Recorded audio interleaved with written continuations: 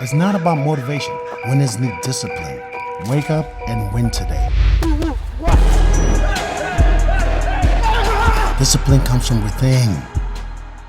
Boxing King Media in association with Boxer. Delighted to be joined by KO puncher, Norfolk Nightmare, Tommy Fletcher out here at the Bermondsey Boxing Club. Just on your media workout, Tommy, you got a bit of a tan as well. You been away? Nah, you know what? A few sunbeds, mate. You know what I mean? You've got to get ready for February 10th. Got to look half decent, mate.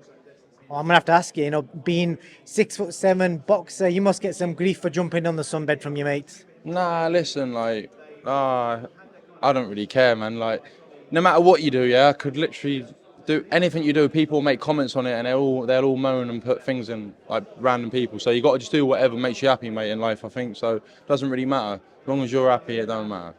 Yeah, that's fair play, man. I'm going to pick up on your last fight before I ask about how your journey's going. I remember when you fought, what's his name now? It was the guy who was eating chips before your fight. Daryl Sharp. But just I'm saying that because just for context, there's a video on our channel where I met Daryl about 2-3 in the afternoon, about 3 hours before he fought you. He was tucking into some fish and chips. I was like, what's this guy doing? But it worked because he's the only guy that's took you the distance. Yeah, exactly. You know what? Surprisingly, yeah, honestly, every interview I've done, they love Daryl Sharp. He's like a people person. Everyone loves him, like, because yeah, like I said, he's eating chips out of full oil, and he didn't care. He actually didn't care, did he? He could have done a 5 mile run for that fight. People he ain't took care who he's fighting, and no one stops him. I know Callum Johnson did stop him in his last fight, but if you take that away, no one actually stops Daryl Sharp. He's a proper boxing man. You know what I mean? He's a proper he's a journeyman. Without people like him, a lot of prospects wouldn't make it to title level. I don't think without the learning fights like that. So you got to give credit where it's due. But yeah. Regarding Daryl Sharp, other than him, I've stopped them all, man. But I'm going to keep continuing this quest, mate. I'll keep putting them away. But this is boxing, you know what I mean? People don't always get knocked out.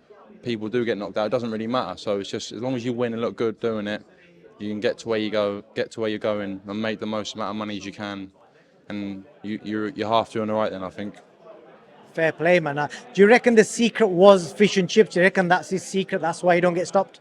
To know, you're gonna have to ask him. It might well have been. It might have been the tartar sauce. Who knows? You don't know. Definitely so.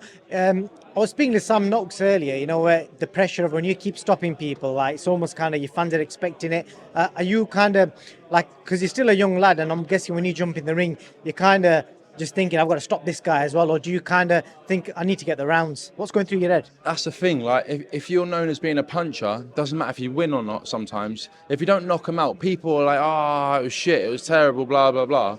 But if you're not known as a puncher and you're a cute boxer, people don't care if you stop them or not. Like, if you win, then you win. So, like, sometimes it's not great being a puncher because, people's like expecting you to stop them. Like, almost if you don't stop them, then you almost lost the fight. That's how some people see it. But to the casual boxing anyway. But it's all about learning fights, getting to where you need to be, and winning them titles. I think so. It's just I'm going a step in the right direction. And Alvaro Torero is who I'm fighting.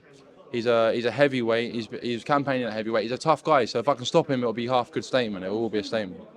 Definitely will. And the craziest thing is, like, I have to really mess about with this tripod. You're like 6'7". So are you already thinking like eyeing in a few years' time, Tommy Fletcher, the heavyweight?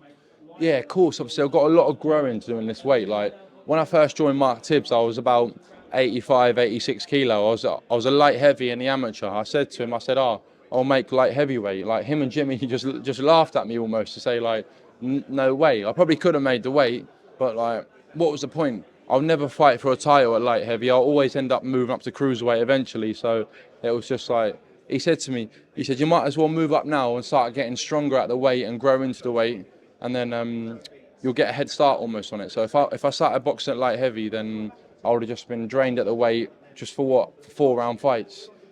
No one really cares that much, do they? When you're doing 4 rounders and that, it's almost people only care when you start getting up to title level. So yeah, who knows? Maybe in a few years I might move up to heavyweight, but I've got to see how my body adapts and adjusts. But right now I'm making cruiserweight easy, man. I'm breezing it. You definitely are, man. Well, I'm enjoying your journey. I remember the first time we spoke. I think it was before you even signed with anyone. I remember you talking about your power and what you was going to do. I remember seeing some amateur knockouts, and it's good to see that you've kind of doing that in the pro game as well. Yeah, definitely. But I mean, I've got to sort of steer away from all this punching talk and that, because like knockout talk, because these top guys, they can all punch. The top end crews, but they can all hit hard. But it's about actually being able to box as well. So that's where I got to keep staying focused, keep chipping away and learning my craft, because it can all be over in one shot. But you got to be able to box as well. Good man, Tommy. It's a pleasure speaking to you, and all the best, man. I'll catch you soon. Thank you. Fear. Most people are governed by their habits, their fears, and their opinions of others.